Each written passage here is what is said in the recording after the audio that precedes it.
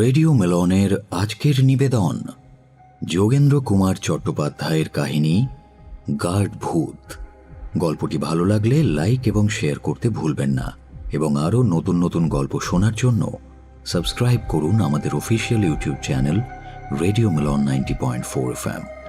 শুরু হচ্ছে যোগেন্দ্র কুমার চট্টোপাধ্যায়ের কাহিনী গার্ড ভূত। শনিবার দুপুর 4টের সময় অফিস থেকে ফিরে পরনের ধুলো ময়লা মাখা পাজামা পাঞ্জাবিটা সবেমাত্র বদলাতে যাব, ঠিক এমন সময় প্রভাস কুমার এসে বলল, ঠাকুর দাদা, আজ একটা জায়গায় যাবেন? এখানে একটা কথা বলে রাখি, আমার বয়স মাত্র 45 বছর। বাস্তবিকই আমি ঠাকুরদা হইনি, তবে কলকাতার একটি স্টুডেন্ট মেসে শিং ভেঙে বাছুরের দলে ঢুকেছিলাম বলে মেসের সমস্ত যুবকেরা আমাকে আদর করে ঠাকুরদাদা বলে ডাকত। তাছাড়া সত্যি বলতে এইরকম একটা হাসি মজার মিষ্টি সম্বন্ধ না পাতালে বয়োবৃদ্ধ লোকের অল্প বয়সী ছাত্রদের মেসে থাকার চেষ্টা বিড়ম্বনা মাত্র। বার্নিশ চামড়ার তালিযুক্ত পুরাতন প্যানেলের জুতো জোড়া পা থেকে খুলে আমি বললাম, যদি খাবারের নেমন্তন্ন হয় তাহলে এখনই প্রস্তুত, অন্যথা পরে বিবেচনা করে দেখা যাবে ক্ষণ। এই বলে আমার কেওড়া কাঠের তক্তপোষের নিচে টিনের মগ আর ছোট্ট সাবানটা বের করে ঘরের বাইরে গিয়ে ভালোভাবে হাত পা ধুলাম। এর মাঝে প্রভাস কুমার আমার জন্য তামাক সাজছিল।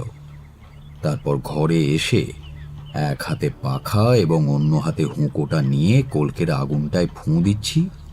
এমন সময় বাড়ির ঝি একটা বাটির ভেতরে শাল পাতার ঠোঙা শুদ্ধ 4 পয়সার খাবার আর 1 গ্লাস জল এনে তোরঙ্গের ওপর রাখল। আমি জলযোগ করে আমার চাপকানের পকেট থেকে পানের ডিবেটা বের করে তার মধ্যে থেকে অফিসে আধ খাওয়া সুপুরিটুকু মুখে পুড়ে চিবোতে চিবোতে প্রভাসকে জিজ্ঞেস করলাম, তা কোথায় যেতে হবে? এসে বলছি। এই বলে প্রভাস আমার ঘর ছেড়ে চলে গেল। আমি আপন মনে ধূমপান করতে করতে ভাবলাম, ছেলেগুলো আজ বোধহয় থিয়েটারে যাবে, তাই আমার এত খাতির। অবশ্য আমাকে খাতির করার কারণও ছিল, আমি তাদের ঠাকুরদাদা না হলেও তাদের অভিভাবক তো ছিলামই। তারা আমার সামনে একে অপরের সঙ্গে ঠাট্টা তামাশা করত ঠিকই, কিন্তু আমি তাদেরকে কখনোই উচ্ছৃঙ্খল বা পাঠে অমনোযোগী হতে দিতাম না। আমি মেসের ম্যানেজার, সেই জন্য থিয়েটার বা সার্কাসে যেতে হলে আগে আমাকে জানাতে হয়, নচেত সকাল সকাল খাবার পাওয়া যায় না। 3 কি 4 মিনিট পরে প্রভাস, চারু, সনত, ধরেন এরা একখানা ইংরেজি সংবাদপত্র নিয়ে আবার আমার ঘরে এলো।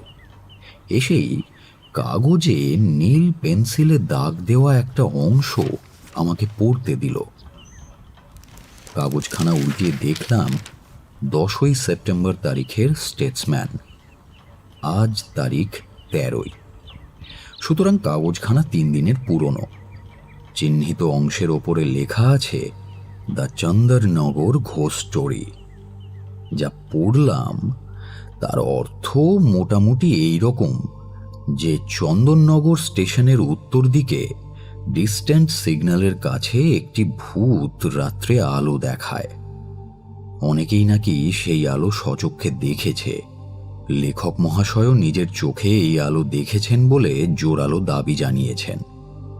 তা কথা যেটা উঠেছে সেটা ঠিক এই রকম যে প্রথম রেল খুলবার সময় একজন গার্ড সাহেব এই ডিস্ট্যান্স সিগন্যালের কাছে মারা যান। এখন সেই তিনিই নাকি ভূত হয়ে আলো দেখান, কিন্তু আলোর কাছাকাছি গেলে কিংবা আলো হাতে নিয়ে দাঁড়িয়ে থাকা ব্যক্তির অনুসন্ধান করতে চাইলে আর কিছুই দেখতে পাওয়া যায় না। এইরকমই সব লেখা আর কি।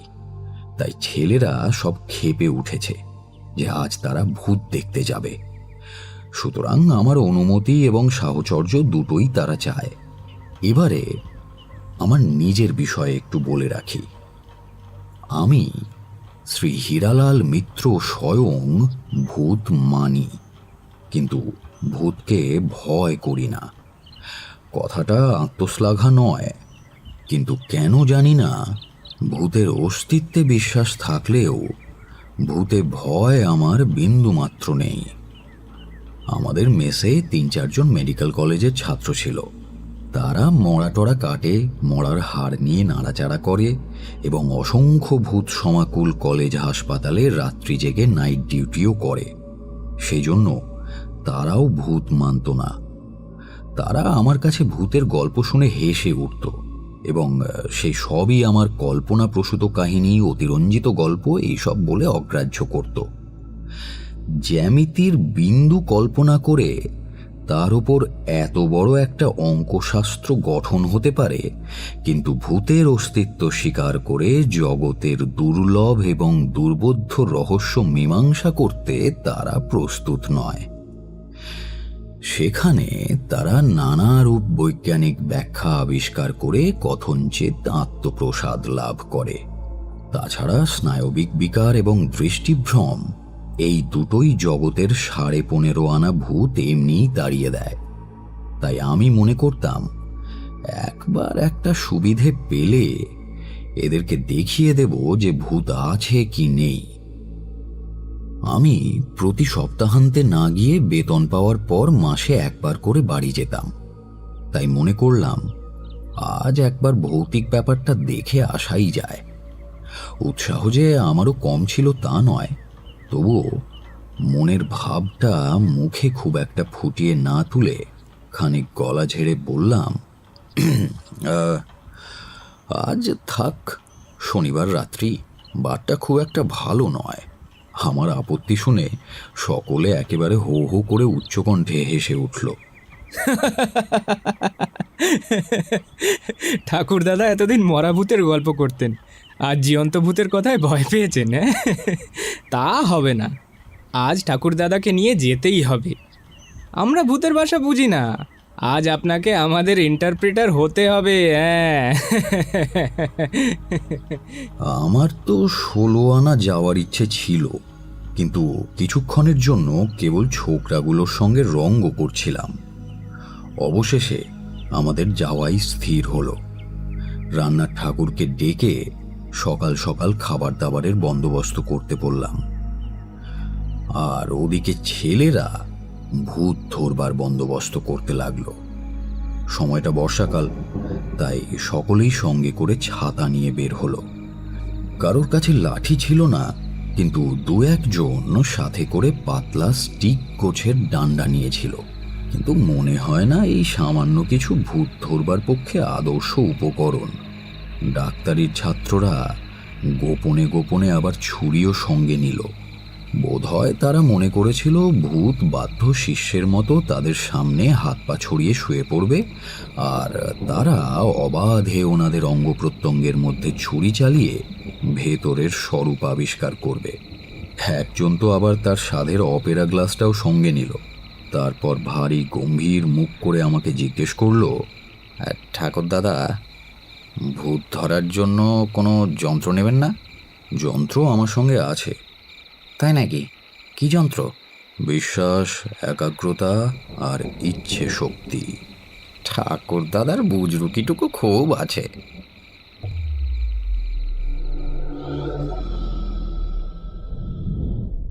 সাড়ে 7টার ট্রেনে যাব বলেই সকলে বের হয়েছিলাম, কিন্তু হাওড়া স্টেশনে ঢোকা মাত্রই গাড়িটা ছেড়ে দিল। অগত্যা আমরা আবার 1 ঘন্টা অপেক্ষা করতে বাধ্য হলাম। আর এই 1 ঘন্টা কেবল ভূতের গল্প নিয়েই কথা চালাচালি হতে লাগলো। অতঃপরে যথা সময়ে গাড়ি ছাড়ল। সবাই গিয়ে গাড়ির সেকেন্ড ক্লাসে আশ্রয় নিলাম। আমরা দলে 7 জন ছিলাম। দেখি সেখানে আগে থেকে আরও 5-7 জন অফিসের বাবু বসে আছেন। বালি থেকে একটা একটা করে কমতে কমতে অবশেষে শ্রীরামপুরে 1 জন মাত্র অবশিষ্ট রইলেন। তাকে জিজ্ঞাসা করলাম, মশাই যাবেন কোথায়? চন্দননগর। আচ্ছা, সেই স্টেশনে ওই ভৌতিক ব্যাপারের কথা কিছু জানেন টানেন? না না, নিজে বিশেষ কিছু জানি না, তবে নানা প্রকার গুজব শুনতে পাই, এই আর কি। এই তো কাল না পরশু একখানা মালগাড়িকে দাঁড় করিয়েছিল। বুঝলাম তিনি এর বেশি আর কিছু জানেন না। আমরাও এই নিদ্রালু প্রৌঢ় কেরানিবাবুটিকে আর বেশি বিরক্ত করা যুক্তিসঙ্গত বলে মনে করলাম না। 9:30টার পর আমরা চন্দননগরে উপস্থিত হলাম। সেই বাবুটি সহ ট্রেনের 3rd ক্লাস কামরা থেকে আরও 10-12 জন অফিসের বাবু নেমে যেতেই গাড়ি প্রায় খালি হয়ে গেল। যেহেতু ট্রেনটা হুগলি পর্যন্ত যাবে, সেহেতু সেখানকার কেবল 10-15 জন আরোহী গাড়িতে রয়ে গেলেন। আমরা যখন গাড়ি থেকে নামলাম তখন বৃষ্টি পড়ছিল। আমাদের সহযাত্রী কেরানিবাবুটির বাড়ি থেকে একজন খোট্টা ভৃত্য লণ্ঠন নিয়ে স্টেশনে উপস্থিত হয়েছিল। মনিবকে দেখে সে তাড়াতাড়ি তার হাত থেকে কেরিয়ার ব্যাগ আর পুঁটুলিখানা সংগ্রহ করে আগে আগে পথ দেখিয়ে নেমে গেল। সকলে চলে গেলে আমরা টিকিটবাবুকে টিকিট দিয়ে প্ল্যাটফর্মে দাঁড়ালাম। তারপর ট্রেনটাও হুইসেল দিয়ে স্টেশন ছেড়ে চলে গেল। আমরাও টিকিটবাবুর লণ্ঠনের আলোর সাহায্যে রেল লাইন পার করে পূর্ব দিকের প্ল্যাটফর্মে উপস্থিত হলাম। মনে করলাম একবার স্টেশন মাস্টারের সঙ্গে দেখা করে আগেভাগে কিছু খোঁজ খবর নেওয়া দরকার। স্টেশন মাস্টার তার নিজের অফিসে বসেছিলেন। আমরা সবাই মিলে একসাথে তার ঘরে ঢোকার জন্য অনুমতি চাইতেই তিনি মুখ তুলে আমাদের দিকে তাকিয়ে বললেন, হ্যাঁ আসুন, বসুন, বলুন কি দরকার। তার ভদ্রতায় আমি যার পর নাই আপ্লুত হয়ে বললাম, বিশেষ কিছু দরকার নেই, আমরা কলকাতা থেকে ভূত ধরতে এসেছি। বটে, তা আপনাদের ইচ্ছাটা তো মন্দ নয় মশাই। এই দারুণ বর্ষায় কলকাতা থেকে ভূত দেখতে এসেছেন, কিন্তু আমার মনে হয় আজ হয়তো দেখতে পাবেন না। কালই 2 জন সাহেব আর 10-12 জন মারোয়ারি ভদ্রলোক এসে ফিরে গেছেন। কাল ভূত দেখা দেয়নি। ব্যাপারটা কি সত্যি? কোন ব্যাপারটা? আলোটা না ভূতটা? ভূতটা। আলোটা সত্যি, আমি দেখেছি এবং স্টেশন স্টাফের সকলেই দেখেছে, কিন্তু সেটা ভূত কিনা সেটা নিয়ে আপনারা যেমনটা জানেন আমিও তেমনই জানি। তবে গল্পগুজব নানা প্রকার শুনতে পাই, যদিও সে সকল বাজে কথা।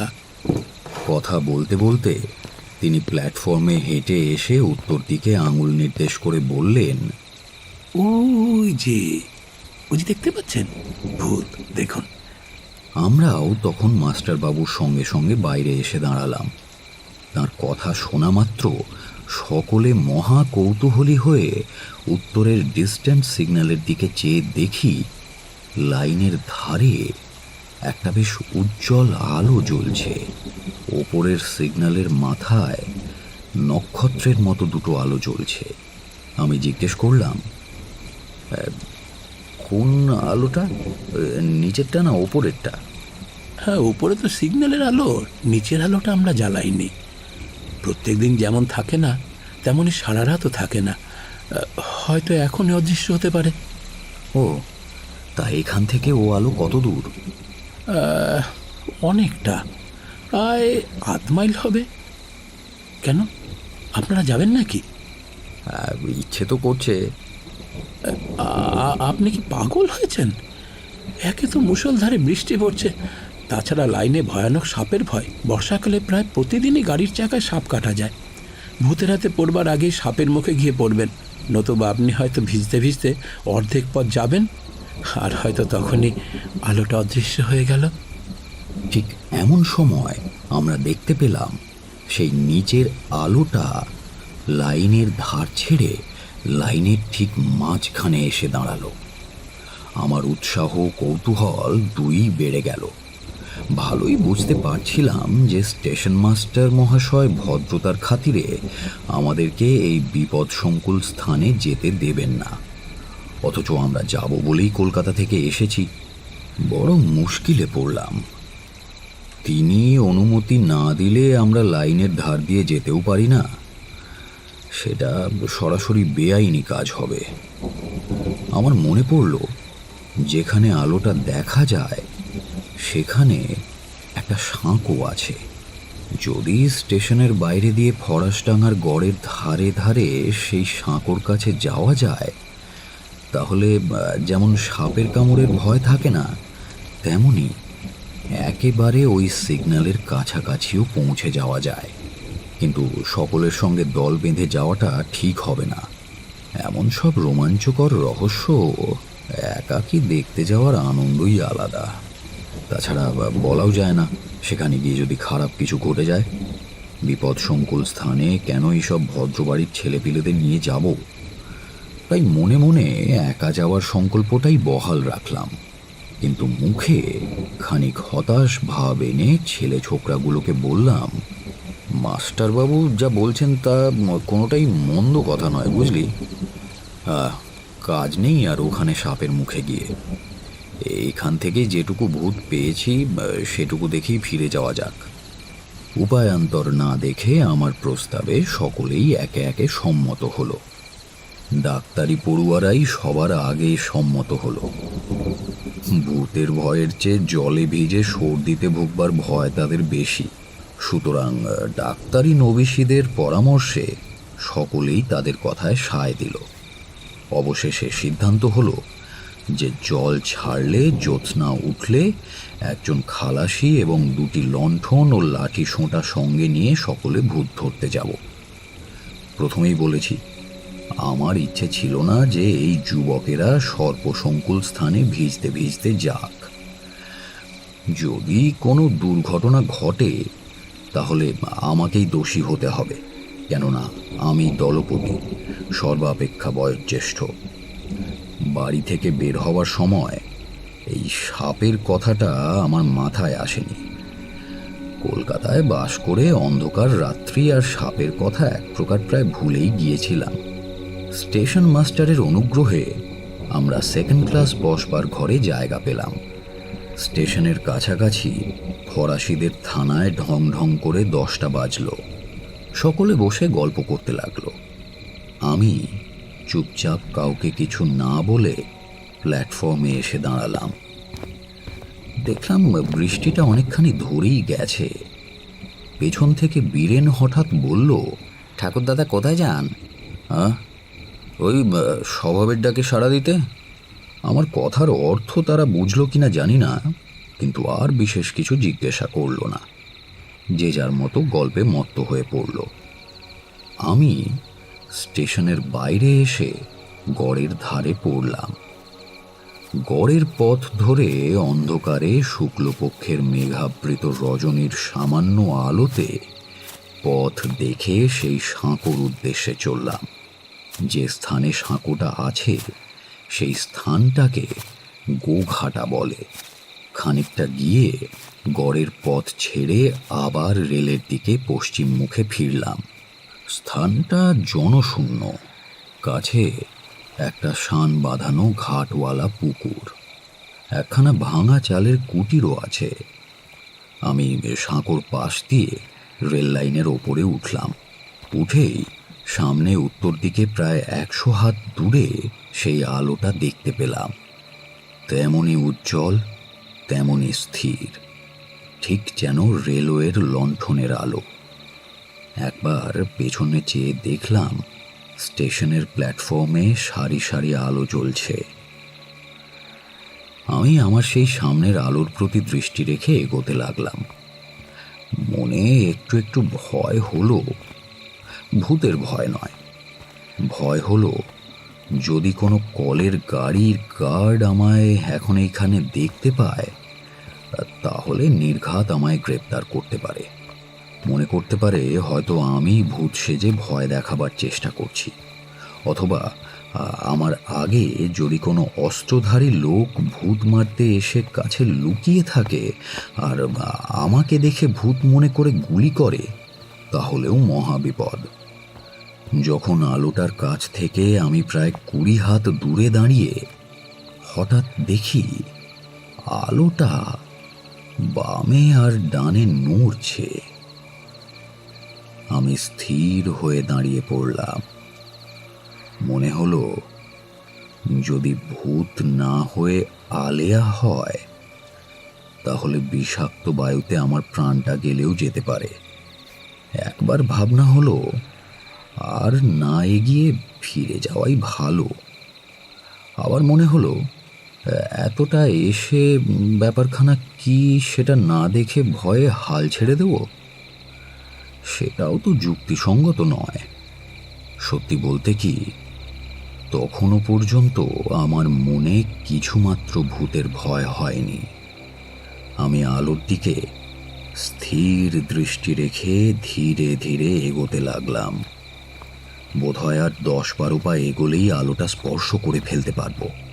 এমন সময় আলোটা হঠাৎই অদৃশ্য হয়ে গেল। আর যে মুহূর্তে আলোটা অদৃশ্য হলো, সেই মুহূর্তে কেন জানি না আমার সর্বাঙ্গ আচমকা কেঁপে উঠল। ঠিক সেই সময় স্পষ্ট শুনলাম সাহেব সুলভ গম্ভীর কণ্ঠে কেউ একজন বলল, গুড ইভিনিং বাবু। আমি মন্ত্রমুগ্ধের মতো স্থির হয়ে দাঁড়িয়ে রইলাম, কিন্তু কাউকে দেখতে পেলাম না। সাহস ভরে কথা বলতে গেলাম, কিন্তু দুটুকরো অস্ফুট ফ্যাঁস ফ্যাঁসে স্বর ছাড়া গলা থেকে আর কোনো শব্দই বেরোলো না। ইতিউতি উঁকি দিয়েও আলো বা আলোকধারী কাউকে দেখতে পেলাম না। এমন সময় আমার মনে হলো আমার কাঁধে কেউ যেন আলতো করে একটা হাত রাখলো। বৃষ্টি তখনও অল্প অল্প পড়ছে। ভাঙা ভাঙা আলোতে চারপাশটা কেমন যেন ঘোর ঘোর হয়ে আছে। কাঁধে থাকা আলগা অস্তিত্ব তখনও স্পষ্ট হয়ে আছে। সাহস করে পেছন ফিরে দেখি এক মনুষ্য মূর্তি। সে মূর্তি যে কিরকম তা কেমন ভাবে বোঝা যায় সেটাই ভাবতে লাগলাম। মেঘাচ্ছন্ন চন্দ্রালোকে যেটুকু দেখতে পেলাম তাতে আমার মনে হলো লোকটা সাহেবের মতন পোশাক পরে আছে, কিন্তু হাতে তো কোনো লণ্ঠন দেখতে পাচ্ছি না। তার দিকে ঘুরে তাকাতেই সেই মূর্তি আমাকে ইঙ্গিত করে অনুসরণ করতে বলল। যাব কি যাব না সেটা ভাববার সময় বা শক্তি কোনোটাই পেলাম না। এমন সময় আবার মনে হলো কেউ যেন বলল, ফলো মি। কথাটা তার গলা থেকে বের হয়ে এসে আমার কানের মধ্যে দিয়ে মাথায় ঢুকলো, নাকি আমার কল্পনাপ্রসূত মস্তিষ্কের মধ্যে অনুভব করলাম তা ঠিক বুঝতে পারলাম না। স্বপ্নশ্রুত শব্দের মতন আমি কিন্তু স্পষ্ট শুনলাম, ফলো মি। অগত্যা তাকে অনুসরণ করা ছাড়া আমার আর কোনো উপায় ছিল না। আমার নিজের সকল ইচ্ছা শক্তি যেন এক নিমেষে কোথায় উধাও হয়ে গেছে। তখন আমি দম দেওয়া পুতুলের মতো তার পেছন পেছন চলতে লাগলাম, আর সে আমার আগে আগে। কিন্তু আশ্চর্যের বিষয় হচ্ছে, অনেকক্ষণ স্থিরভাবে দেখার পর লক্ষ্য করলাম তার শরীরটা কেমন যেন ছন্দহীন গতিতে এগোচ্ছে। তিনি যে হাঁটছেন তা বোঝা যাচ্ছে না, যেন হাওয়ায় ভেসে ভেসে এগোচ্ছেন।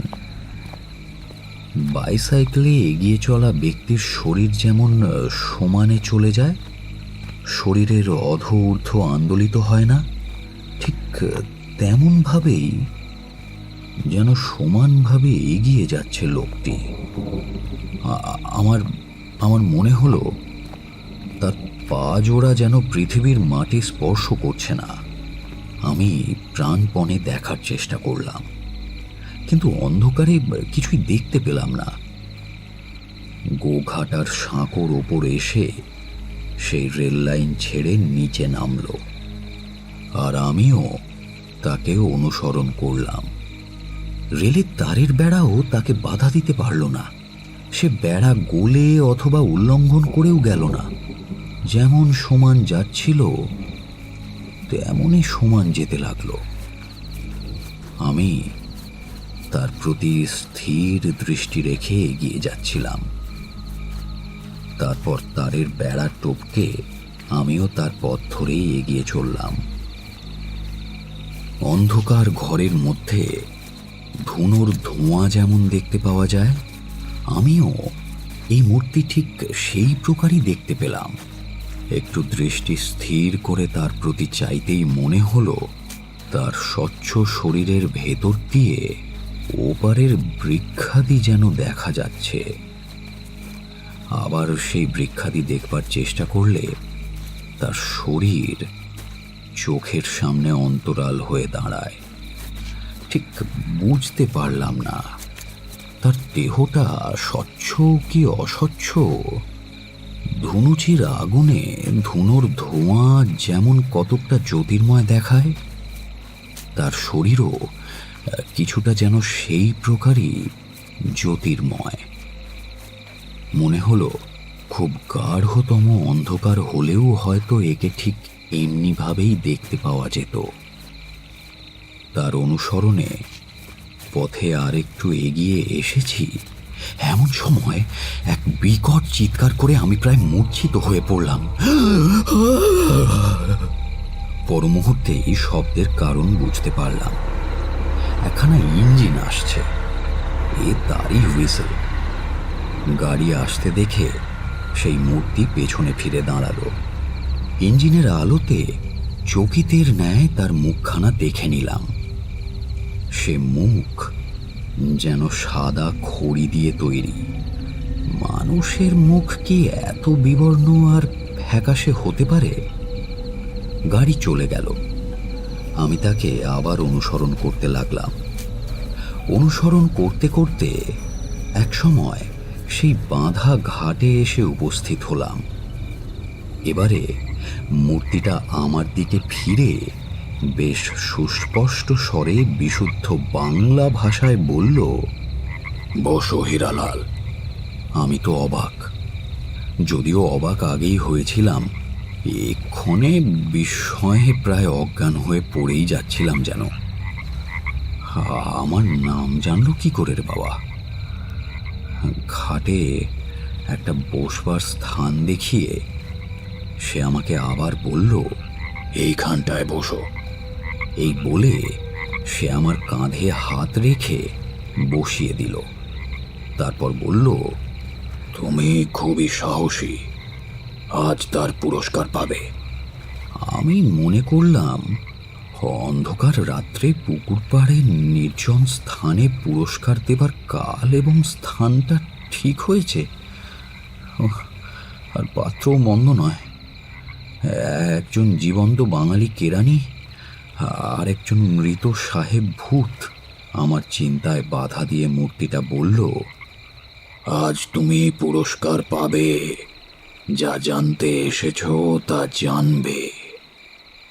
আমি আমার পরিচয় দেব। এই সময় আমার মনে হলো এ নির্ঘাত একজন বাঙালি, কেবল সাহেব ভূত সেজে সকলকে ভয় দেখায়, নচেত এমন বাংলা কথা বলতে পারবে কি করে। মনে এই প্রশ্ন উদিত হওয়া মাত্রই সে বলল, সাহেবের মুখে বাংলা শুনে আশ্চর্য হচ্ছে তো? আমাদের সময় অনেক সাহেব বেশ ভালো বাংলা জানত। আমার এক জ্ঞাতি ভাই ছিল, সে বাংলায় কবির দল করেছিল। তার নাম শোনোনি? হ্যাঁ, মানে ওই অ্যান্টনি ফিরিঙ্গির কবির দল ছিল শুনেছি। সেই কি? সেই অ্যান্টনি আমার ভাই হতো। আমার নাম গাস্তেভ। যখন ওই রেল লাইন প্রথম খোলা হয় তখন আমি গার্ড ছিলাম। এমনই একটা জনরব শুনেছিলাম বটে। জনরব নয় হে, জনরব নয়, সব সত্যি কথা। অ্যান্টনি কবিয়ালের বাড়ি কোথায় ছিল জানো? আগে না, এই চন্দননগরের দক্ষিণ গরুটিতে। সে স্থানটাও ফরাসিদের। আমার বাড়িও ওই গরুটিতেই ছিল। আমাদের বাড়ির কাছে একজন বাঙালি বাবু, কোথাকার যেন জমিদার, এসে বাস করেন। আমার সেই কবিয়াল ভাইয়ের সঙ্গে তার খুব আলাপ ছিল। তিনি আমাদের বাড়িতে বেড়াতে আসতেন, আমিও যেতাম তাদের বাড়িতে। আমরা তখন বাঙালিদের মতো কাপড় পরতে সংকুচিত বোধ করতাম না, কিন্তু এখন দেখতে পাই বাঙালিরাই বাঙালির পোশাক পরতে লজ্জিত হয়। গ্রীষ্মকালে আমরা বাড়িতে আমাদের সাহেবি পোশাক ছেড়ে তোমাদের মতোই বাঙালি কাপড় পরতাম। কোথাও যেতে হলে সাহেবি পোশাকই পরতাম। বাঙালি বাবু যে বাড়িতে উঠেছিলেন সেই বাড়িটা গঙ্গার ওপরে, এমনকি বর্ষাকালে তার নিচের ঘরে জলও ঢুকত। তা বাড়িটা যখন খালি হয়ে পড়েছিল, এই বাবুরা ভাড়া নেয়নি। তখন যে আমি কতবার একাকী এই বাড়ির মধ্যে বেড়াতে যেতাম তারই অত্যা নেই। বাবুরা আসার পর আমি সে বাড়ির অন্তঃপুরে আর ঢুকিনি, কেবল একবারই গিয়েছিলাম। কিন্তু এখন মনে হয় না গেলেই ভালো হতো। একদিন জ্যৈষ্ঠ মাসের সন্ধ্যার সময় আমি গঙ্গার ধারে ঘুরে বেড়াচ্ছি। এমন সময় দেখলাম একটা নৌকো সেই বাবুদের বাড়ির দিকে আসছে। জ্যৈষ্ঠ মাসের দক্ষিণে বাতাসে শ্বেত পাল তুলে রাজহংসীর মতো নাচতে নাচতে সেই নৌকোখানা আসছে। যখন ঘাট থেকে আন্দাজ 50 হাত দূরে, তখন একটা দমকা বাতাসে জোরেই হোক অথবা মাস্তুলটা জীর্ণ ছিল বলেই হোক, সেটা হঠাৎ ভেঙে পড়ল, আর তৎক্ষণাৎ সেই নৌকোটাও উল্টে গেল। এই সময় বাবুদের ওপরের জানালা থেকে কে যেন সর্বনাশ হয়ে গেছে বলে চিৎকার করে উঠল। বোধহয় নৌকোয় যাদের আসবার কথা ছিল তাদের বাবুদের বাড়ির স্ত্রী লোকেরাই দূর থেকে দেখছিল। আমি তখন বাঙালি পোশাকে ছিলাম। মুহূর্ত মধ্যে গায়ের কুর্তিটা খুলে ফেলে তোমাদের মতো মাল কোঁচা মেরে জলে লাফিয়ে পড়লাম।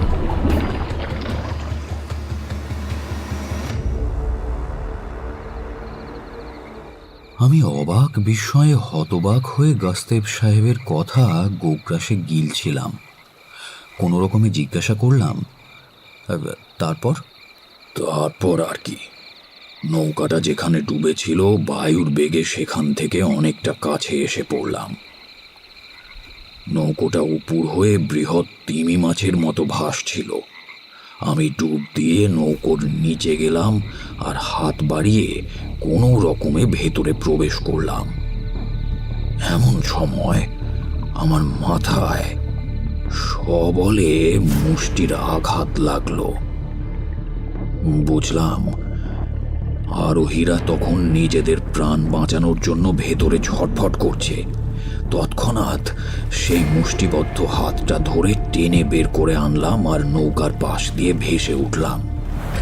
আসবার সময় তার শরীরটা কিসে যেন বাধা পড়ছিল, কিন্তু সবলে টেনে এনে সেই বাধা অতিক্রম করে এনেছিলাম।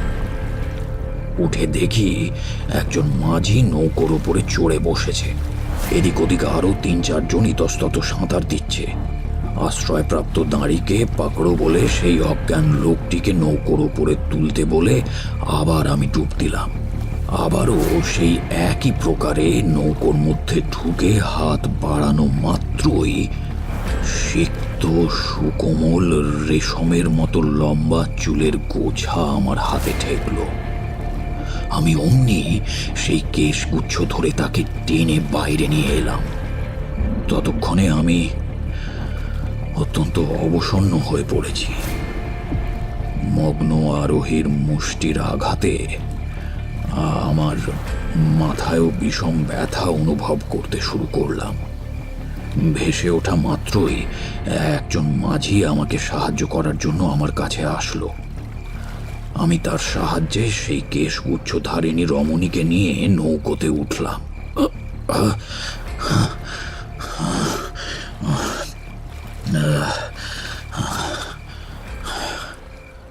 মাঝি বলল, আগে ভেতরে তো আর কেউ ছিল না। নৌকো উল্টে পড়া থেকে ওই রমণীকে উদ্ধার করা পর্যন্ত বোধ হয় 3-4 মিনিট সময় লেগেছিল।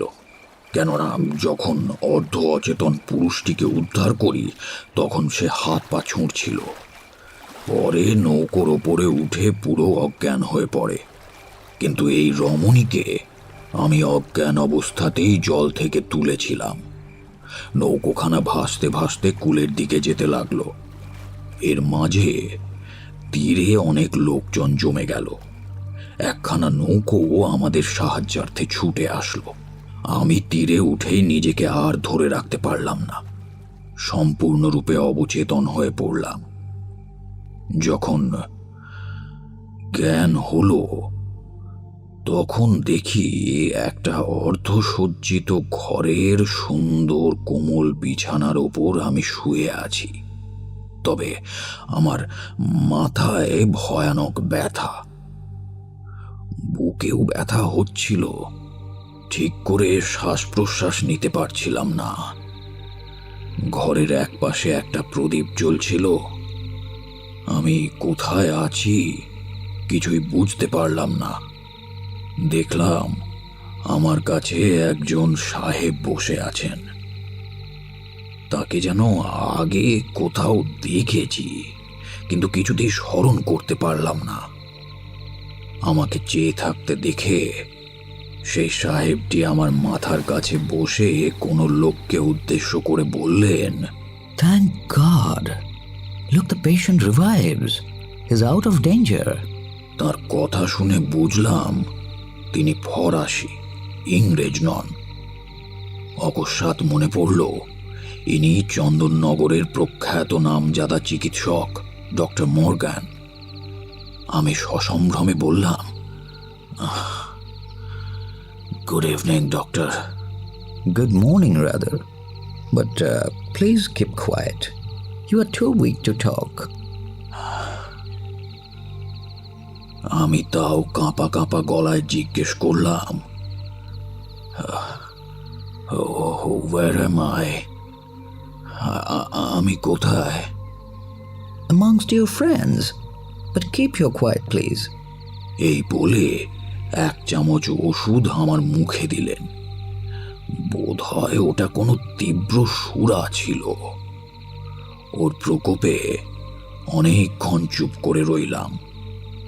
ক্রমেই বেশ বল সঞ্চার হতে লাগলো দেহে।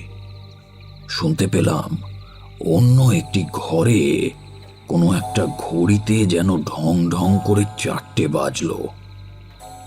একে একে আমার সমস্ত কথা মনে পড়ে গেল। নৌকামগ্ন, আরোহীদের উদ্ধার, সব পূর্বতন ঘটনা চোখের সামনে ভাসতে লাগলো আমার। আমি অত্যন্ত ব্যস্ত হয়ে ডাক্তারকে জিজ্ঞাসা করলাম, please tell me doctor, are they safe? তিনি সম্মতিসূচকভাবে মাথা নাড়লেন। আমি নিশ্চিন্ত হলাম। ওই অর্ধ অচেতন ব্যক্তির হাতের মুঠির আঘাতে আমার মাথায় বেদনা হয়েছিল ঠিকই, তাছাড়া আমার আর কোনো অসুবিধে ছিল না। এবং বলাই বাহুল্য যে আমার চিকিৎসার ব্যয় আমি দিতে চাইলেও বাবুরা তা দিতে দিলেন না। তাঁরাই সমস্ত খরচ বহন করলেন। একটা সময় পর আমি ভালো হলাম, কিন্তু ডাক্তার সাহেব প্রত্যহই বাবুদের বাড়িতে আসতে লাগলেন। শুনলাম যে ব্যক্তিকে আমি প্রথমে উদ্ধার করেছিলাম তার ঘাড়ে নাকি ভয়ানক আঘাত লেগেছিল, তাই এখনো তার চিকিৎসা চলছে। এই ঘটনার পর থেকে আমি বাবুদের বাড়ি প্রায়ই যেতাম, পীড়িত ব্যক্তিদের খোঁজ খবর নিতাম, যারা জলে ডুবে গিয়েছিল শুনলাম তারা নাকি বাবুর জামাই আর মেয়ে। বাবুর মেয়েটি 2-3 দিনে সেরে উঠলেও তার জামাইয়ের অবস্থা আশাপ্রদ নয়। ডাক্তার সাহেব বলেছিলেন যে সেই ঘাড়ের আঘাতের জন্যই সবিশেষ ভাবনা। সম্ভবত জলমগ্নের পরে ওই ছটফট করতে করতে নৌকার কোনো সংকীর্ণ স্থানের ভেতরে গিয়ে পড়েছিলেন তিনি। পরে আমি যখন তাকে টেনে বের করি তখনই হয়তো ঘাড়টা মুচড়ে গিয়ে থাকবে। শুনে আমার ভয়ানক কষ্ট হলো। আমি প্রাণ রক্ষা করতে গিয়ে একটা প্রাণ নষ্ট করতে বসেছি। যদি অত তাড়াতাড়ি ঝাঁপিয়ে না পড়তাম তাহলে হয়তো 1-2 মিনিট পরে অপরের সাহায্যে ডুবন্ত নৌকো থেকে তাকে ধীরে ধীরে বের করতে পারতাম। 2-1 মিনিট জলের মধ্যে থাকলে আর যাই হোক প্রাণটা যেত না। যদিও আমি শুভ উদ্দেশ্যেই তার কাঁধে আঘাত করেছিলাম, তবুও এই ক্ষণে তার বিপরীত ফল হবার সম্ভাবনা দেখে আমার অতিশয় আত্মগ্লানি উপস্থিত হলো। আমি কিছুতেই আমার মনকে প্রবোধ দিতে পারলাম না। ঘটনার 15 দিন পর সকালবেলায় বাবুদের বাড়িতে কান্নার রোলে গগন বিদীর্ণ হয়ে গেল। আমি উন্মাদের মতো তাদের বাড়িতে ছুটলাম।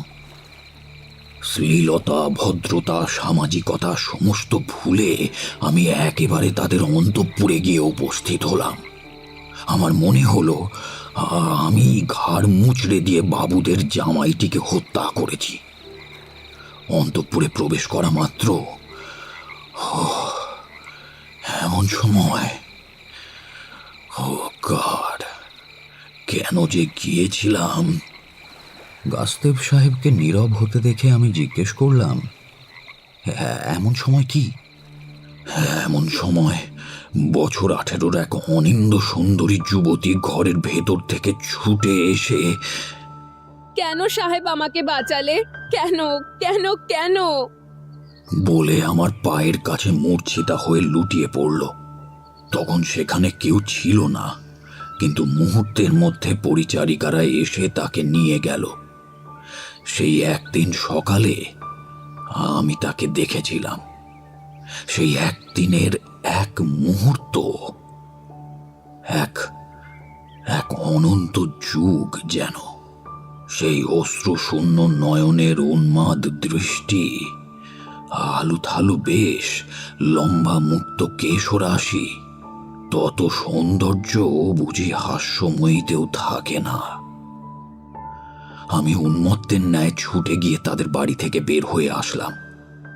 সেই দিনই গরুটি ত্যাগ করে কলকাতায় চলে এলাম। সেই ঘটনার 8-10 বছর পর রেল খুলল। আমার বাবার একজন বন্ধু হাওড়া স্টেশনে আমার জন্য একটা চাকরি জোগাড় করে দিলেন। আমি চাকরি করতে লাগলাম, কিন্তু সেই উন্মাদ দৃষ্টি, সেই অচঞ্চল নীল নয়ন এক মুহূর্তের জন্য ভুলতে পারলাম না। সেই সময় তোমাদের একজন হিন্দু সেন্ট হিন্দু বিধবা বিবাহের জন্য খুব আন্দোলন করছিলেন। আমরা তাকে সেন্ট বলি না, আমরা তাকে পণ্ডিত বলি, মহাত্মা বলি। এখন বলো না, কিছুকাল পরে বলবে। পরের চোখের জল দেখলে যার চোখে অশ্রু দেখা যায় তিনিই সেন্ট। তোমাদের আরেকজন সেন্ট এই প্রকার হিন্দু বিধবাদের চিতার আগুনের মুখ থেকে রক্ষা করেছিলেন। যাকে সে কথা। আমি যখন শুনলাম যে হিন্দু বিধবার বিবাহ হতে পারে, এ কথা হিন্দু সমাজে গ্রাহ্য হয়েছে, তখন একেবারে আনন্দে অধীর হয়ে গেলাম। সেই বাবুকে এই শুভ সংবাদ দেওয়ার জন্য আর একবার গরুটির দিকে ছুটলাম। ইচ্ছে তাকে গিয়ে বলবো, কন্যার বিয়ে দাও। তোমাদের সমাজ, তোমাদের ধর্মপুস্তক এইসবের অনুমতি দিয়েছে। মনে হলো আমি যাকে বিধবা করেছি যদি তাকে আবার সধবা হওয়ার কোনো উপায় দেখিয়ে দিতে পারি তাহলে আমার আত্মগ্লানির সহস্রাংশের একাংশও কমতে পারে। কিন্তু হায়, গিয়ে যা শুনলাম তাতে বুক ভেঙে গেল। জগৎ শূন্য দেখলাম। কি মানে গিয়ে কি শুনলেন? কি আর শুনব, শুনলাম স্বামীর মৃত্যুর 3 মাস পরে হতভাগিনী হিন্দু বিধবা স্বামীর নিকটে যাবার জন্য মধ্যরাত্রে ছাদের ওপর থেকে ভাদ্রের ভরা গাঙে ঝাঁপ দিয়ে আত্মহত্যা করেছে। এরপর আর কি বলবো, চিরদিনের জন্য গরুটি ত্যাগ করলাম, কিন্তু সে তো আমাকে ত্যাগ করলো না। সেই দিনই সন্ধ্যের পর বৈদ্যবাটি স্টেশনে দাঁড়িয়ে আছি, কাছে আর কেউ নেই। এমন সময় অদূরবর্তী জঙ্গল থেকে সে ছুটে এসে আমার পায়ে লুটিয়ে পড়ে বলল, সাহেব, কেন আমাকে বাঁচালে? কেন কেন কেন? আমি তখন উন্মত্তের মতো হয়ে গেলাম।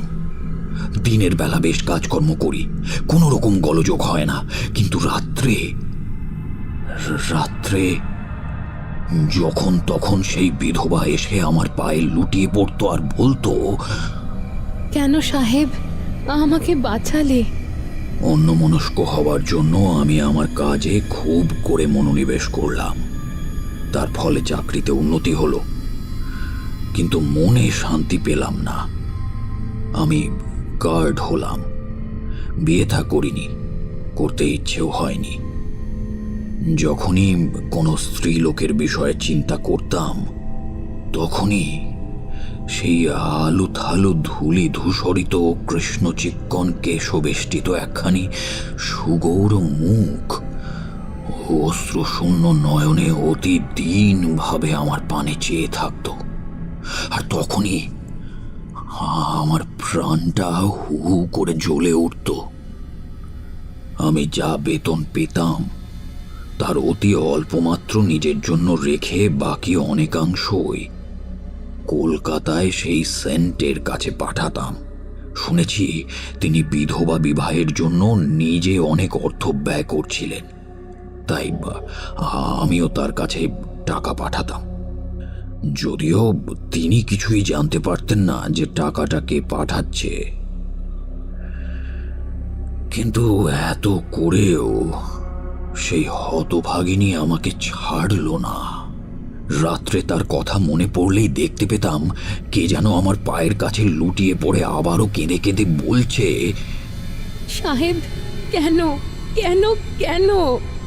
একদিন সন্ধ্যের সময় আমি আমার ডিউটিতে ছিলাম। একখানা গাড়ির গার্ড হয়ে বর্ধমানে যাচ্ছিলাম। চন্দননগর থেকে গাড়ি ছাড়ল। আমি আমার কামরার পাদানের ওপর দাঁড়িয়ে হাতের লণ্ঠন দোলাতে দোলাতে ইঞ্জিনের জমাদারকে ইঙ্গিত করছিলাম। এইভাবে আলো নাড়াতে নাড়াতে কেমন যেন আত্মবিস্মৃত, কেমন যেন বিভোর হয়ে পড়লাম। নিবিড় অন্ধকার রাত্রি, ভাদ্র মাসের কৃষ্ণপক্ষের অন্ধকার আকাশের কোলে সকল গাছপালা যেন হারিয়ে গিয়েছে। হঠাৎ আমার মনে হলো ঠিক 1 বছর আগে এমনই ভাদ্র মাসের বর্ষার রাত্রে সেই হতভাগিনী বিধবা ছাদ থেকে গঙ্গার জলে ঝাঁপিয়ে পড়েছিল। ঘটনাটা স্মরণ হওয়া মাত্র আমি চমকে উঠলাম।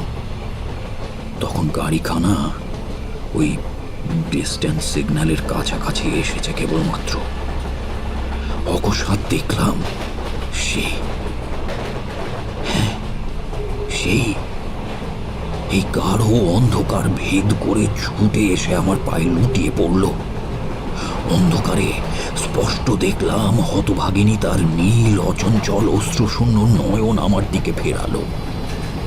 স্পষ্ট শুনলাম সে আর্তনাদ করে বলে উঠল, সাহেব কেন আমাকে বাঁচালে? আমি আতঙ্কিত হয়ে ত্রস্ত পদে যেই একটু পিছুতে যাব, অমনি আমার পা পাদান থেকে সরে গেল। আমি লণ্ঠন দোলাতে দোলাতে রেলে পড়ে গেলাম। আর তারপর সেই থেকে আমি এইখানেই দাঁড়িয়ে আলো দেখাচ্ছি। আমার কর্তব্য আমি ভুলিনি, কিন্তু সেই ঘটনা কখন হয়েছে তা আমি জানি না। হয়তো লক্ষ বছর, লক্ষ যুগ, আবার হয়তো এই মুহূর্তে। এখন আমি সময়ের পরিমাণ বুঝতে পারি না। আগে যাকে অতীত বা ভবিষ্যৎ বলতাম, এখন আর তা নেই। এখন কেবল সেই দৃষ্টি, কেবল সেই শব্দ, সেই উন্মাদকারী, সেই হৃদয় বিদারী শব্দ। সাহেব, কেন আমাকে বাঁচালে? বলতে বলতে সাহেবের ছায়া মূর্তি সরে গেল। আমি কিছু বলবো মনে করছি, এমন সময় শুনলাম, গুড নাইট বাবু। আমি অভিভূত হয়ে রইলাম। একটু পরে আবার যেন অনেক দূর থেকে অতি মৃদু স্বরে কে বলল, গুড নাইট। আমার চলৎ শক্তি, স্পন্দন শক্তি কিছুই আর নেই। আমি যেন কেমন অবশ, অসাড়, আত্মহারা, বিহ্বল হয়ে রইলাম। কতক্ষণ পর জানি না কার শীতল স্পর্শে আমার চেতনা হলো। আমি সচকিতে বলে উঠলাম, গুড নাইট মিস্টার গুস্তাভ। এই বলে সচকিত হয়ে ফিরে তাকাতেই দেখি একটা শেয়াল ছুটে পালালো। বোধহয় আমাকে মৃত মনে করে উদরপূর্তির আশায় এসেছিল। তারই শীতল নাসাগ্র স্পর্শে আমি জেগে উঠেছিলাম। খানিক পরে উঠে বসলাম। পূর্ব দিক ফর্সা হয়েছে দেখে পুকুরের জলে মুখ ধুয়ে ধীরে ধীরে স্টেশনে গেলাম। এর মধ্যে একটাই ব্যাপার ভালো হয়েছে, তা হলো বৃষ্টি হয়নি। নচেত হয়তো বৃষ্টিতে সেই অনাবৃত ঘাটে বসে ভিজতাম। স্টেশনে গিয়ে দেখি মেসের বাবুরা কেউ নেই। টিকিট বাবু বললেন, প্রথমে তারা আমাকে না দেখতে পেয়ে ভেবেছিল আমি ভূত ধরতে গিয়েছি, কিন্তু যখন দেখল ভূত আলো নিভিয়ে দিয়েছে, তখন তারা সিদ্ধান্ত করে যে সম্ভবত আমি রাত্রে চন্দননগরের কোনো আত্মীয়ের বাড়ি চলে গিয়েছি। সুতরাং অন্ধকার রাত্রে অজ্ঞাত স্থানে তারা আমার অনুসন্ধান করা যুক্তিসঙ্গত বিবেচনা করেনি। বিশেষত বিদেশির পক্ষে চন্দননগরের তুড়ুম বড় ভয়ানক। সেই জন্য তারা আর কোথাও না গিয়ে ওয়েটিং রুমে নিদ্রা দেবীর সেবা করছে।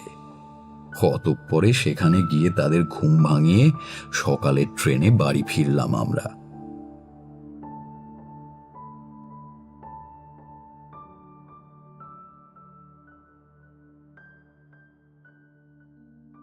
এতক্ষণ আপনি শুনছিলেন যোগেন্দ্র কুমার চট্টোপাধ্যায়ের কাহিনী গার্ড ভূত।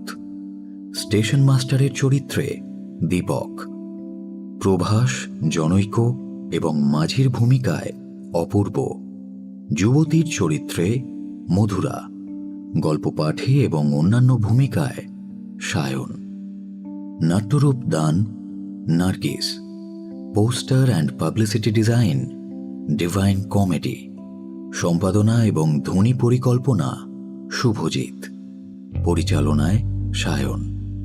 আগামী সপ্তাহে আরও একটি নতুন গল্প নিয়ে ফিরে আসবো আমরা। শুনতে থাকুন রেডিও মিলন 90.4 FM।